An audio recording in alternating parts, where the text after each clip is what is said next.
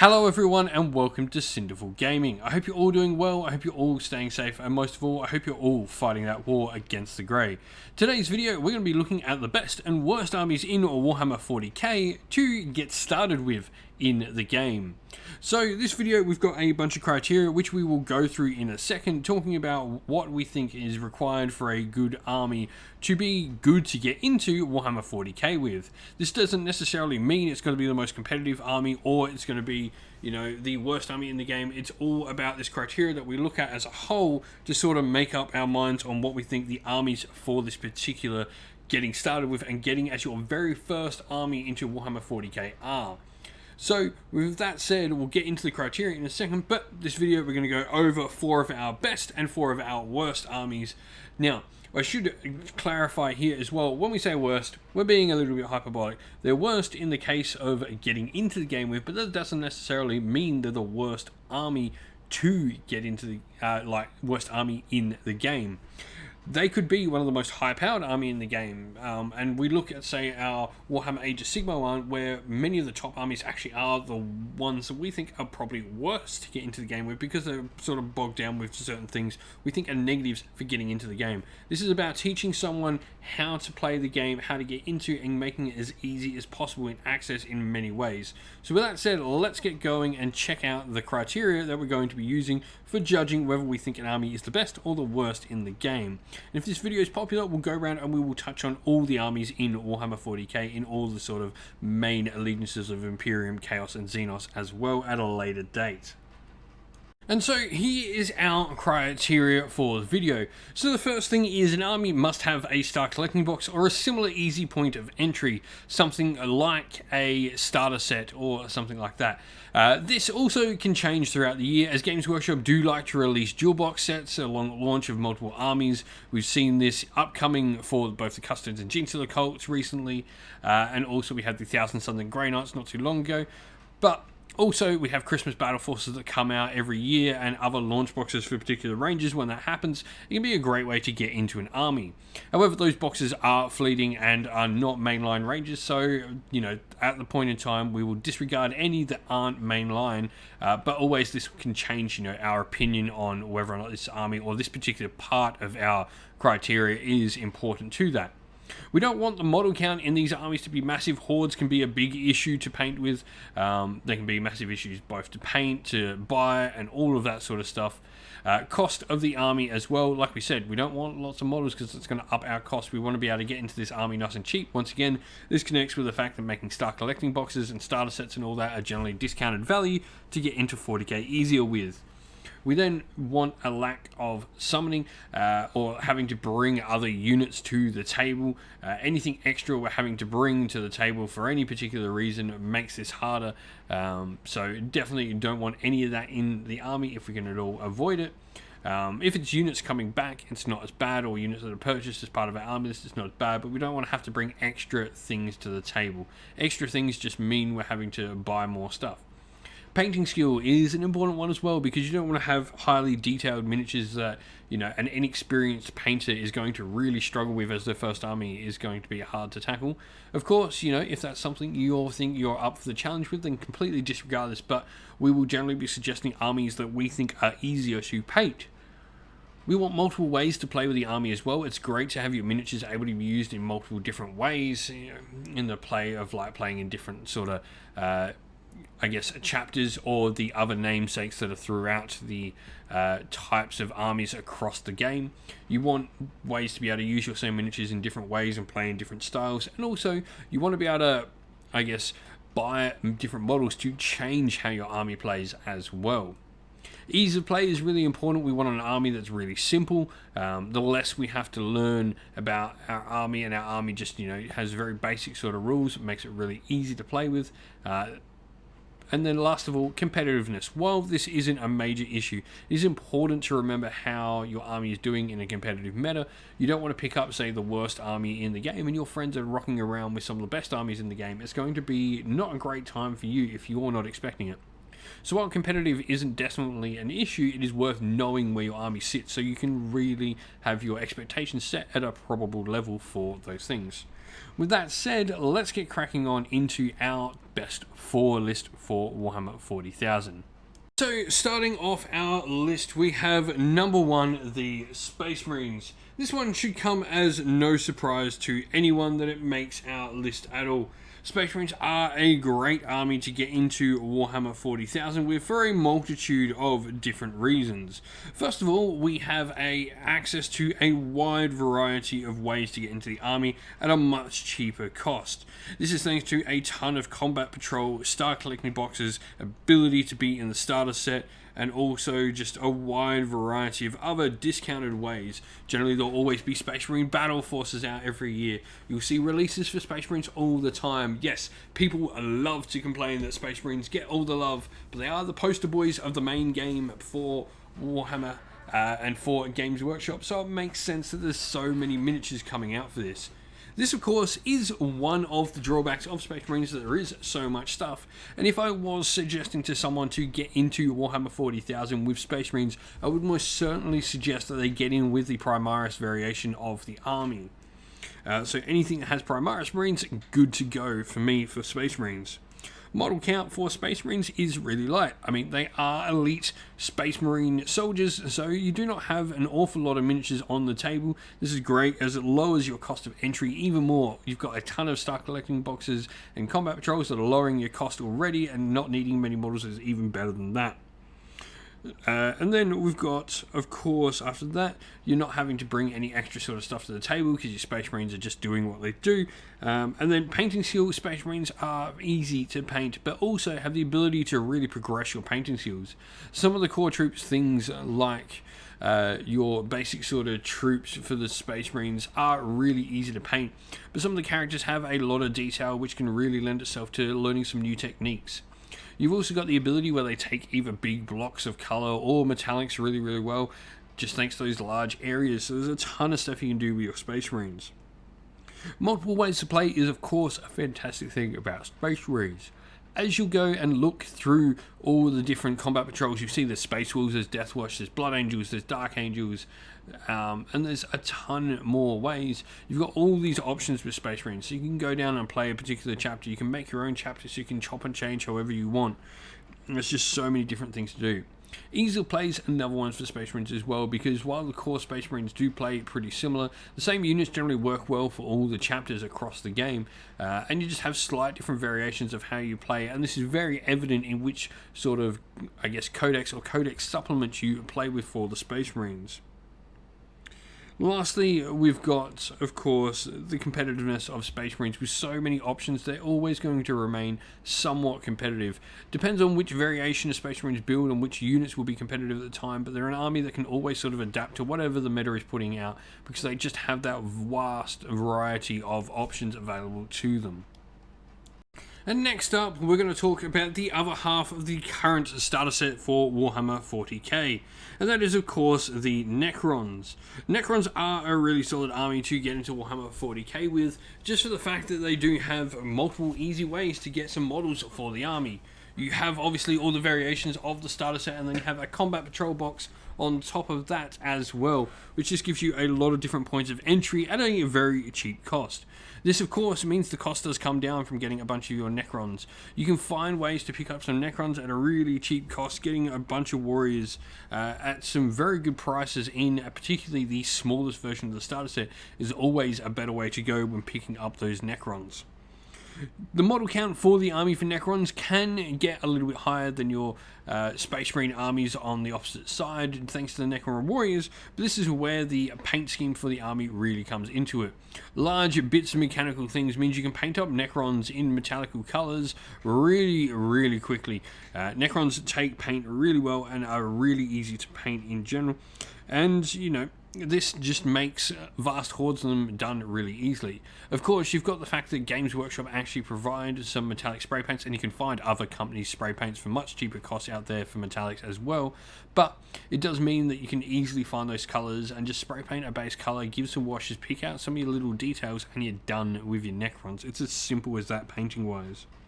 The army does have a few different ways to play. You can definitely play the immovable horde. You've got some more aggressive big pieces. You've definitely got the ability to be a shooting army, and you've got some good combat potential in there as well. So you've got some good models.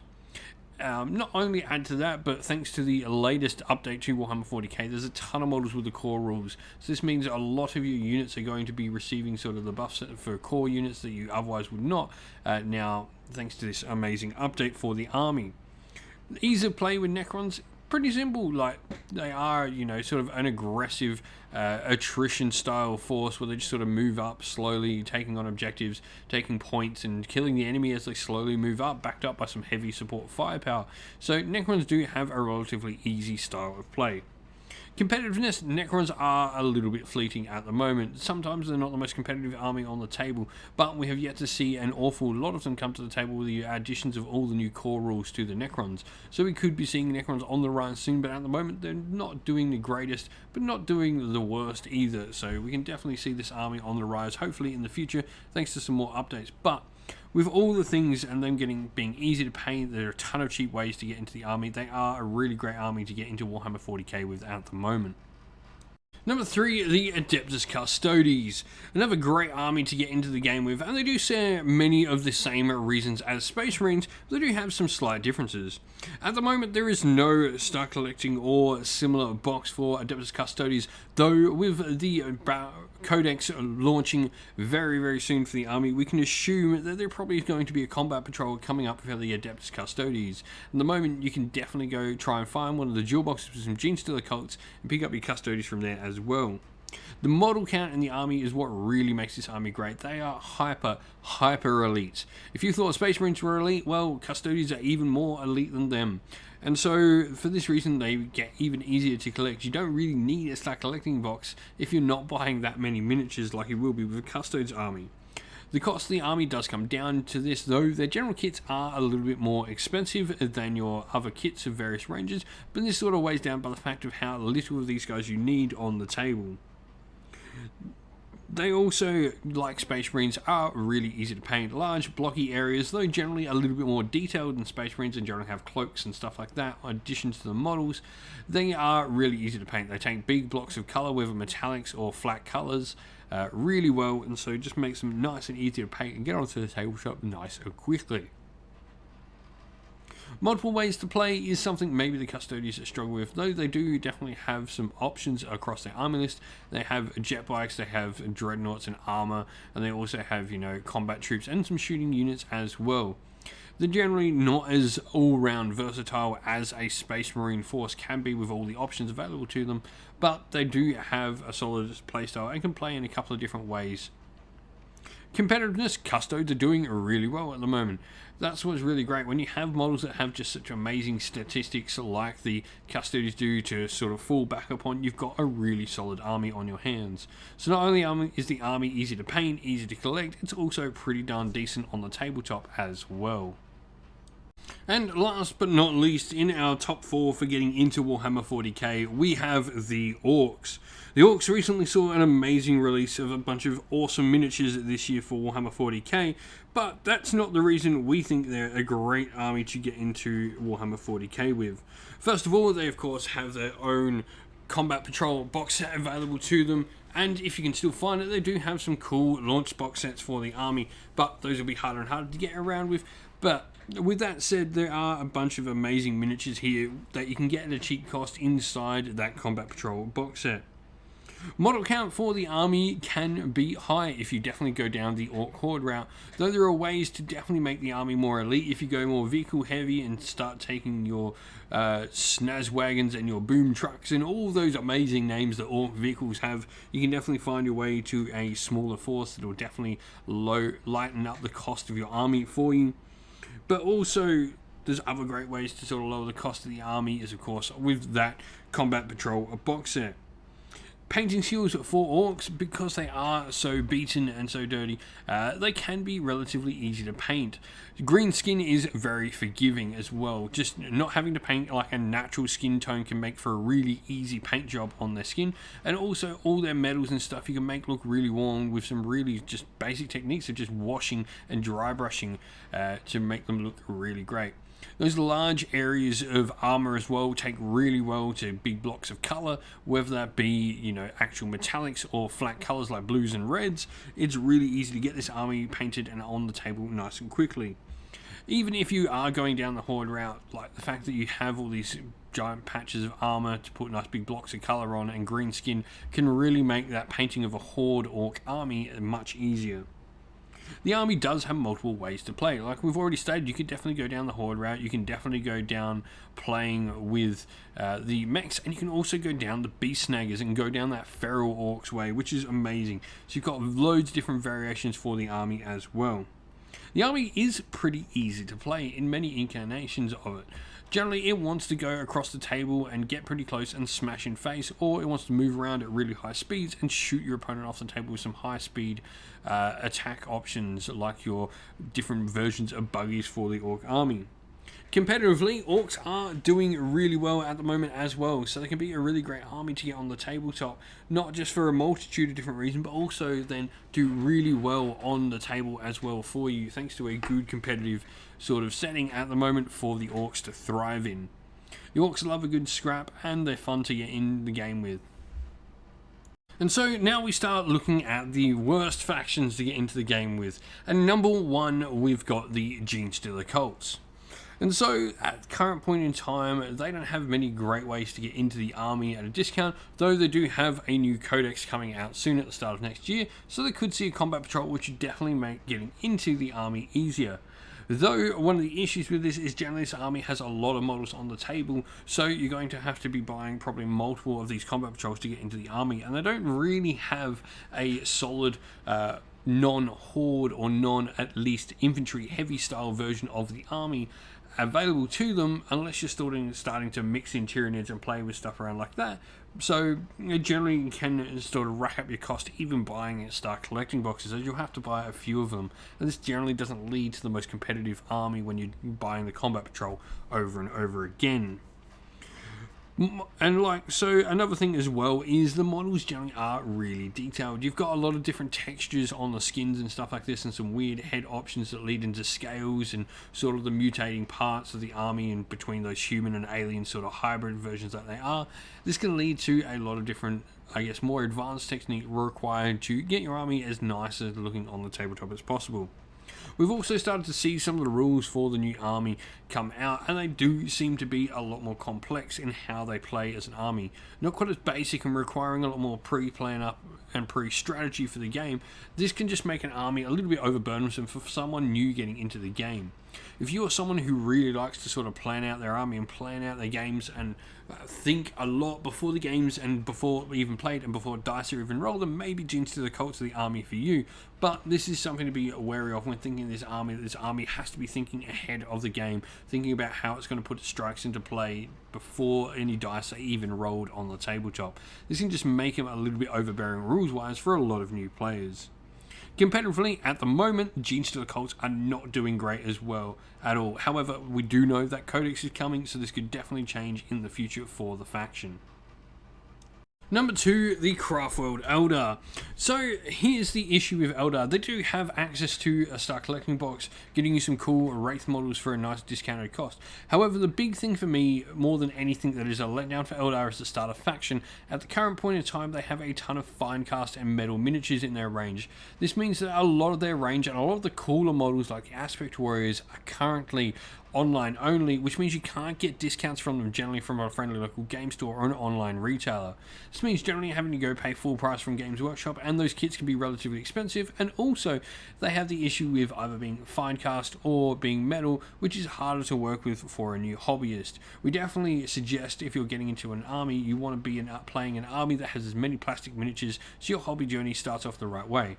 That's not to say Eldar don't have a decent range of plastic miniatures. They're just really big parts of the army that are currently not very up to date with their sculpts.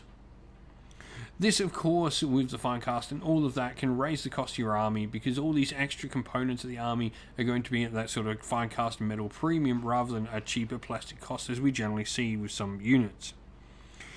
Painting skills required for Eldar also sort of goes up as well, as many of the army models do have a lot of little fiddly details on some of the models, and especially the character models. There's a lot to be said though with the painting of Eldar, as with the aspect warriors and stuff like that, you can really explore painting a bunch of different colours and really just sort of look to learn new techniques with different colours as well, so you do have a lot of room to grow. They are a 40k army, and general big blocks of colour can take really well on large models and large parts of the army, though there are the issues obviously with some of the character models being a little bit more detailed than others. Eldar do have lots of different ways to play. The different craft worlds generally lead into playing different styles of strategy. You have craft world Eandon, who likes to have a lot of wraiths, and you have Ulthwé, who's very much a psyker focused for Simham with its jet bikes, and Biltan loving to run aspect warriors. You can run mixed lists of cores, but it's generally a really cool thing in that you've got all these different ways to play with very distinct craft worlds that like running all these different parts of the army. Competitively, craft worlds are so-so. They can be really great in the hands of a skilled general, but they do require a little bit of pre-planning and pre-thought, so generally for a newer player they're going to be harder to get those wins on the board with your craft world Eldar. Number 3, for the worst, we have the Adeptus Mechanicus. So the Adeptus Mechanicus do have access to a combat patrol, which of course lowers down the cost of the army, though it does feature some units that maybe aren't the ones you're wanting to get into the army with, but that's not to say you can't get a bunch of miniatures at a nice discounted cost for your Adeptus Mechanicus army. Model count in AdMech can get to quite high levels. Troops of Skitarii and all of that can definitely start upping those numbers of your force to quite large sort of numbers for a Warhammer 40,000 army. This of course does raise the cost, and like we said, this does mean you're going to have to either be buying multiple start collecting boxes or buying multiple boxes on their own, which of course just always raises the cost of your army. The painting skills required for AdMech is definitely a massive tick against them. They've got a lot of intricate models with a lot of different bits and pieces and different textures across the model, which really do make for a new person getting into the hobby a more difficult painting experience. Definitely not one of the ones that's more easy, though they do have some models like the Castellan robots that take colour really well and are really easy to paint. The army definitely, rules-wise and ease of play, is one of the big issues. There's a ton of rules for AdMech and a bunch of different sort of moving parts to the army that requires you to have all these different sort of things working off and different things going around on the table. There's a lot to go on with AdMech. This does mean that they generally are competitive. Lots of rules and lots of things to do generally means an army is competitive, but it definitely does sort of raise that barrier of entry and getting to learn the army. You may find while the army may be super competitive on the table, you're not winning too many games because there's just so many rules for you to have to master first to get the best out of the army. The last thing is multiple ways to play. AdMech definitely have the option, but like we said before, there's just a lot of things to learn about the army. You've got all these different sort of infantry heavy armies, you've got robots and all of that sort of stuff you can bring to the table. But it generally just all sort of falls back to there's a lot of rules to learn with the army, which really make getting into the army the hardest part. Is just learning all the rules for the faction. And so last in our worst section for the game, we have the Harlequins.